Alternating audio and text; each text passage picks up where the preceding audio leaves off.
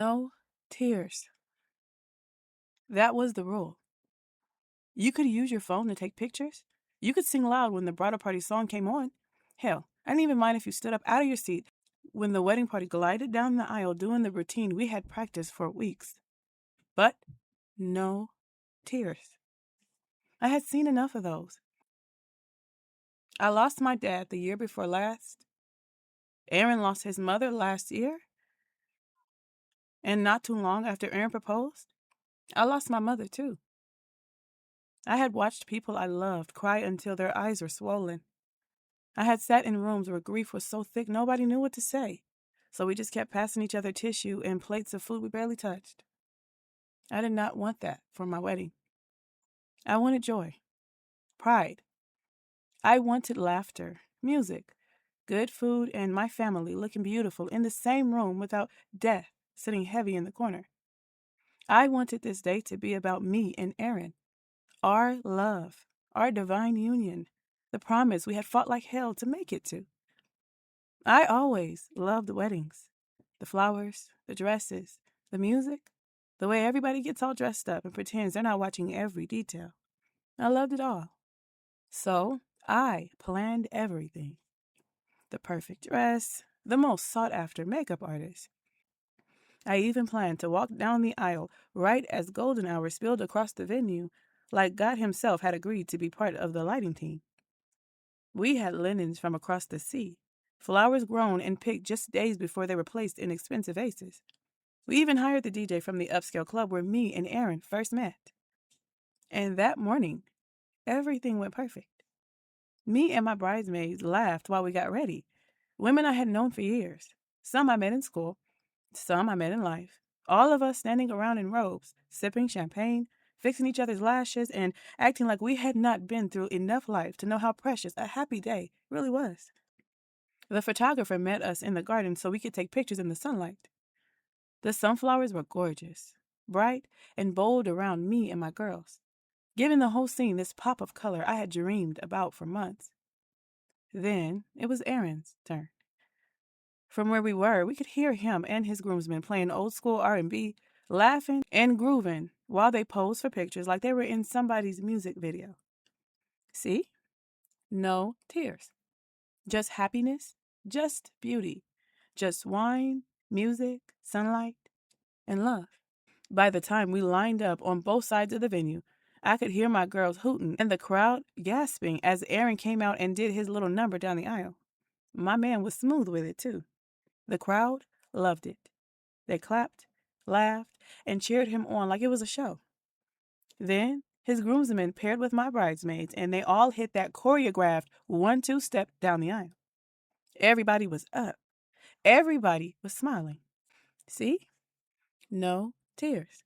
Then we got down to the last couple, his brother and my sister. My sister had been through everything with me, and Aaron's brother had been through everything with him. So when they joined hands and started walking, I could not stop smiling. It felt like a blessing just to see it. Then my song came on. My planner gathered my train and laid it neatly behind me so it would follow like water. She looked me in my eyes, smiled, and whispered, "You ready?" I nodded, because I was. At least, I thought I was. I stepped into the aisle, and the first people I saw were the guards by the door and a few of my cousins sitting near the back. I stayed poised. I gave a little wink, a soft smile, and one of those subtle thank you for coming waves without actually saying it. I had practiced this. I knew where the cameras were. I knew my angles. I kept walking. I saw more cousins, old friends, distant relatives, church aunties, people who had watched me grow up, mess up, get back up, fall in love, fall apart, and somehow make it here. I smiled for the pictures I knew were being taken. Then I saw my aunt. And for 1 second, my whole body forgot where I was because she looked so much like my mother. Same eyes, same mouth, same way of holding her purse in her lap, like she was waiting for somebody to act like they did not have home training.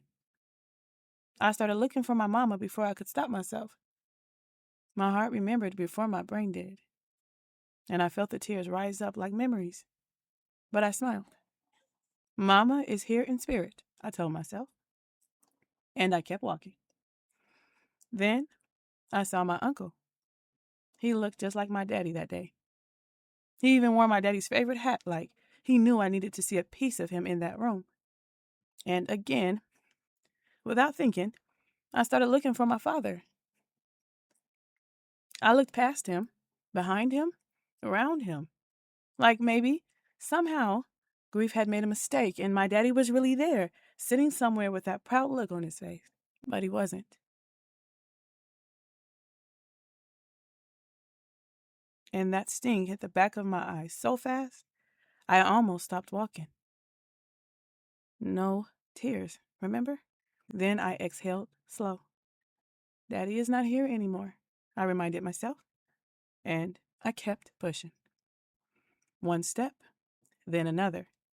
I breathed in the sadness and breathed it back out before it could own me. Then I lifted my head and I saw Aaron. At first, I smiled, and he smiled too. Sunshine after rain. That is the closest thing I can think of to describe that moment, because we had worked so hard to get there, and not just financially, not just deposits, invoices, fittings, and seating charts. Spiritually, emotionally, intentionally, sacredly. After losing our parents, both of us had been in dark places. There were nights I could barely breathe through the grief. And Aaron would hold me so tight it felt like he was taking breaths for me. And there were nights he went quiet in a way that scared me. Nights when he would sit on the edge of the bed staring at nothing, and I would climb behind him, wrap my arms around his chest, and remind him that he did not have to be strong for me. We had cried in kitchens, cried in cars, cried in each other's arms when the world expected us to keep functioning like our hearts had not been split open. So maybe that was why I wanted this day to be different.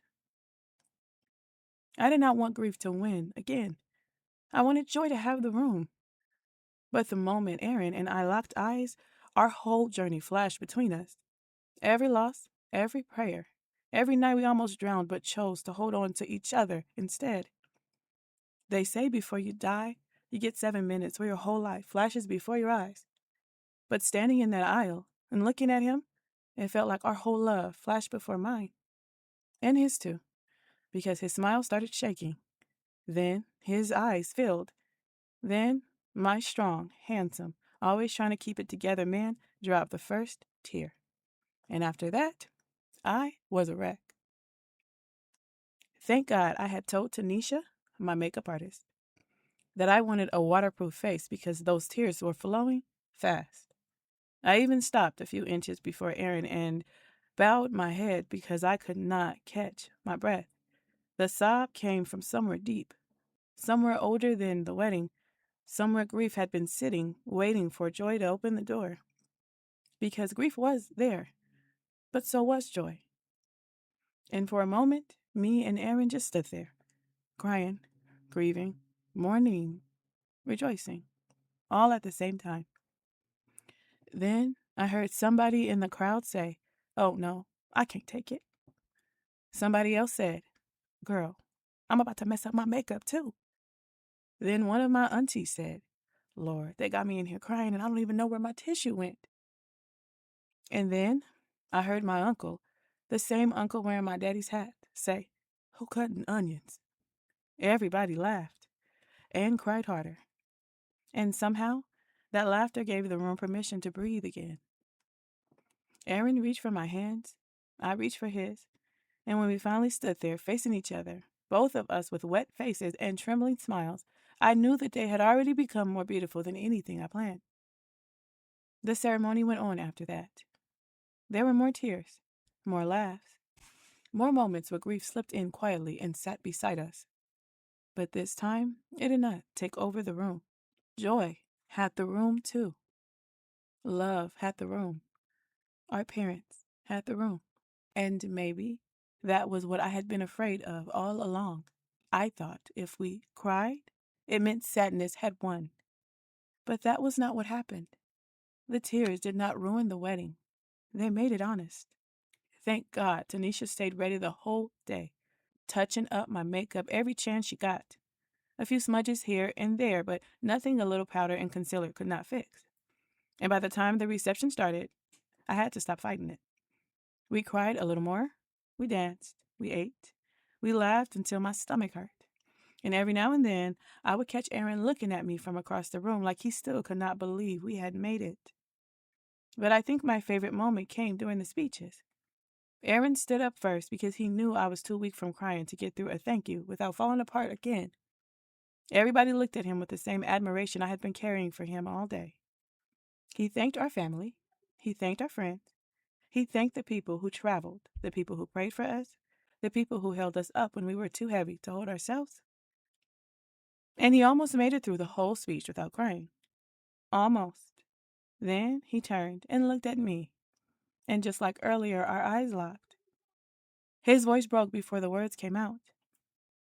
He said, I know you said no tears today, no grief, no sadness.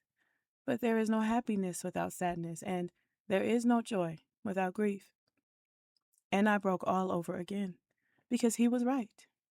Had it not been for grief, we might not have known how precious joy was. Had it not been for loss, we might not have understood what it meant to choose each other while we still had time. Had it not been for those dark nights, we might not have recognized the miracle of standing in a room full of people who loved us, promising forever with tears on our faces and gratitude in our hearts. I spent months planning a perfect wedding. Perfect dress, perfect flowers, perfect lighting, perfect pictures. And still, the most beautiful part of that day was the part nobody planned. The tears. The ones I tried so hard to keep out. The ones that showed up anyway. Not to embarrass me. Not to ruin my makeup. Not to drag sadness down the aisle. But to remind me that joy does not always come separate from grief. Sometimes they walk in together, hand in hand. And if you're brave enough to let them both in, love will still be standing at the altar, waiting for you.